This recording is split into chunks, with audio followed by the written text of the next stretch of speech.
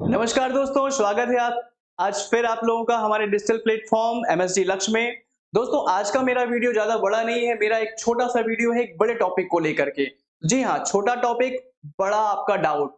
तो यहाँ पर बड़े डाउट को हम छोटे टाइम पर, एक शॉर्ट टाइम पर आपके डाउट को क्लियर करने जा रहे हैं। और ये डाउट है आपका विधान परिषद से रिलेटेड। विधान परिषद जिसे हम कहते हैं लेजिस्लेटिव काउंसिल। दोस्तों, हम लोग विधानमंडल को तो जानते ही हैं और विधानमंडल में हम आपको विधानसभा के बारे में भी कई बार सुना है, लेकिन विधान परिषद में मैं आपको आज बताने जा रहा हूं कि विधान परिषद लेजिस्लेटिव काउंसिल बनती कैसे है और समाप्त कैसे होती है। मतलब इसका सृजन कैसे होता है और उत्सादन कैसा होता है। तो दोस्तों, जब भी कोई राज्य होता है, कोई भी स्टेट है आपका, सेकंड, जब भी कोई राज्य है, कोई भी स्टेट है, तो हर एक स्टेट में उस स्टेट की वैधानिक व्यवस्था को चलाने के लिए, उस राज्य के कानून का निर्माण करने के लिए, उस राज्य के कानून को बनाने के लिए एक संस्था होती है जिसे हम कहते हैं विधान मंडल।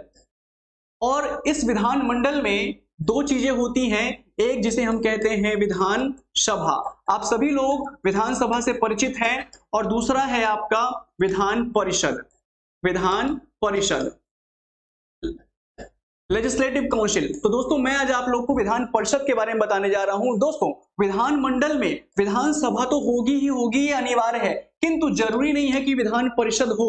तो आज मैं आपको बताने जा रहा हूं कि विधान परिषद अगर किसी राज्य को आवश्यकता पड़ती है तो विधान परिषद का वहां पर निर्माण व सृजन कैसे होता है। अगर मान लीजिए आवश्यकता खत्म हो जाती है तो वो विधान परिषद को वहां से हटा भी सकते हैं, तो कैसे हटाएंगे, तो चलिए जानते हैं इसके बारे में।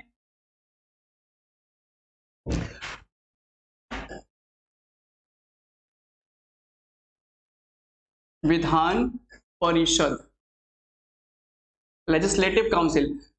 दोस्तों, परिषद बिल्कुल वैसे ही होती है जैसे केंद्र में राज्यसभा होती है, लेकिन यहां पर थोड़ा डिफरेंस है कि राज्यसभा को हम हटा नहीं सकते हैं, है स्थायी है तो वो रहेगी ही रहेगी, लेकिन राज्य में जो विधान परिषद है इसको हम आवश्यकता पड़ने पर बना भी सकते हैं और समाप्त भी कर सकते हैं।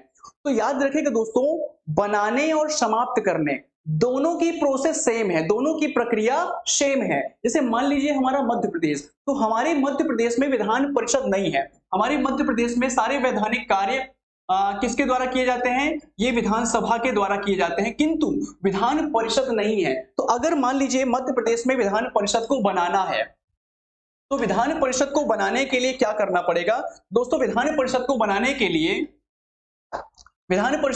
के लिए किसी भी राज्य में, सभी राज्यों में प्रोसेस सेम होती है। तो विधान परिषद बनाने के लिए अगर हम एमपी में बनाना चाहते हैं तो सबसे पहले हमारे एमपी की जो विधानसभा है, इस विधानसभा में विधान परिषद के सृजन अगर बनाना है तो सृजन के लिए, और अगर यूपी में है मान लीजिए तो यूपी से हटाना है अथवा इसके उत्सादन, प्रोसेस सेम है। तो अगर सृजन करना है या उत्सादन करना है तो सबसे पहले उस राज्य की जो विधानसभा है वहां पर सृजन व उत्सादन का प्रस्ताव लाया जाएगा, और अगर उस राज्य की विधान परिषद इस प्रस्ताव को विशेष बहुमत अर्थात 2/3 बहुमत से, स्पेशल मेजॉरिटी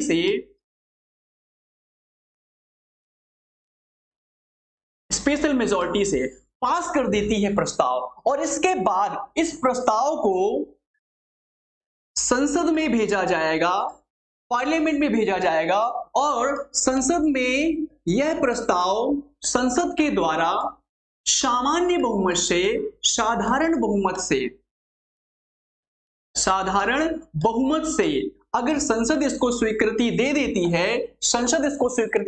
है, सामान्य बहुमत साधारण बहुमत से, तो इसका मतलब कि अब उस राज्य में अर्थात एमपी में विधान परिषद का सृजन किया जा सकता है।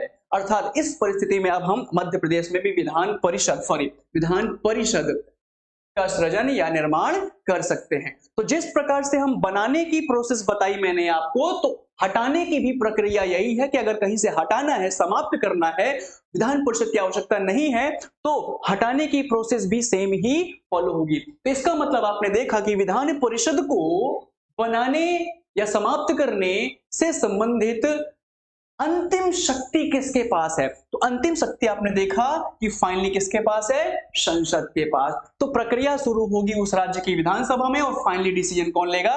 संसद। तो इस प्रकार से विधान परिषद का सृजन या उत्साधन किसी भी राज्य में किया जा सकता है। तो दोस्तों, मेरा अगला वीडियो होगा कि विधान परिषद अगर कहीं पर बनी हुई है तो विधान परिषद की संरचना क्या होती है, इसके चुनाव कैसे होते हैं, कौन कौन इसकी चुनाव में सीटें कितनी हो सकती हैं, न्यूनतम कितनी होंगी, और जो भी सीटें होंगी उसमें मेंबर्स का इलेक्शन कैसे कैसे हो सकता है। तो पूरी संरचना पर हम एक संक्षेप में और बिल्कुल ऐसा चर्चा करेंगे कि आपको सारे डाउट्स उसके बारे में भी क्लियर हो जाएंगे। तो दोस्तों, उम्मीद करता हूं आपको इस सृजन और उत्साधन के बारे में, इस प्रोसेस के बारे में अच्छी तरह समझ में आ गया होगा। तो दोस्तों, अगर आपको समझ में आया है और मेरा वीडियो पसंद आया तो हमारे वीडियो को लाइक जरूर करिए और हमारे चैनल को सब्सक्राइब करिए। फिर मिलते हैं नए वीडियो के साथ। Okay, thank you so much, धन्यवाद।